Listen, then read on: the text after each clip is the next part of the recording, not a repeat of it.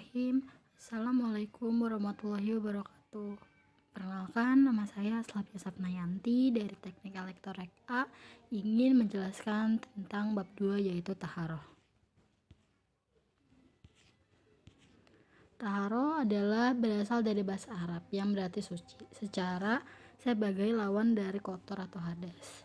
Ada kalanya suci menurut hakikat yang sebenarnya seperti bersuci dengan air, atau menurut hukum seperti bersuci dengan tanah ketika bertayamum.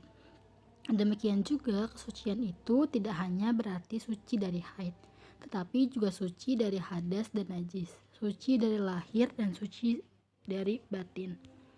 Kedua itu ada hakikat dan fungsi taharoh.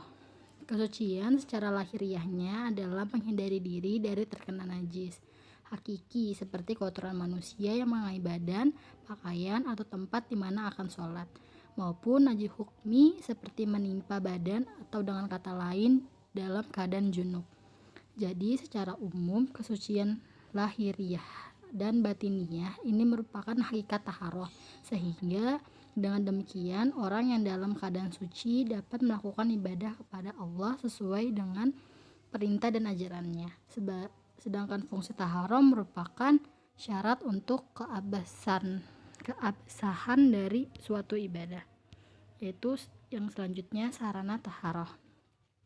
Sarana atau alat untuk taharoh adalah dengan air dan tanah atau debu sebagai pengganti daripada air. Baik air maupun tanah dapat digunakan untuk berwudu, mandi, dan bertayamum. Berwudu digunakan untuk bersuci dari hadas kecil, dan mandi digunakan untuk bersuci dari hadas besar.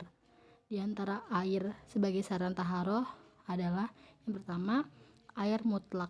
Air mutlak yaitu air yang suci dan dapat digunakan untuk bersuci dari hadas dan najis. Yang termasuk golongan air mutlak ini seperti air hujan, air sumur atau air zam-zam, air salju, termasuk juga es, embun, air mata, air sungai, dan air laut. Yang kedua, air musta.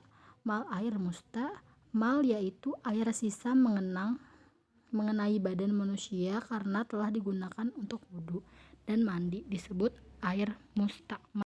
Jenis najis. Yang pertama, najis mukhafafah ialah najis ringan. Untuk cara membersihkan atau mensucikannya cukup dengan membersihkan dengan air yang suci pada bagian yang terkena najis mukhafafah. Kemudian dilap dengan kain yang suci dan kering. Yang kedua, najis mutawasitah ialah najis pertengahan. Untuk cara membersihkan atau mensucikannya dengan menyiram air pada bagian yang terkena najis mutawasitah sehingga hilang sifat-sifat najisnya.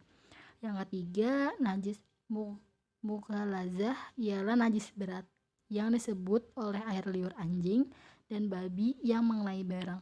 Untuk cara membersihkannya atau mensucikannya terlebih dahulu menghilangkan atau mencuci benda atau wujud najisnya sehingga bersih.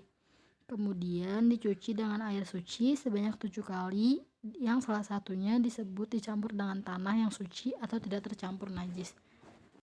Selanjutnya, hubungan taharoh dengan kebersihan. Yang pertama, nazafah atau nazif, yaitu meliputi kebersihan dari kotoran dan noda secara lahiriah dengan alat pembersihnya seperti dengan menggunakan air.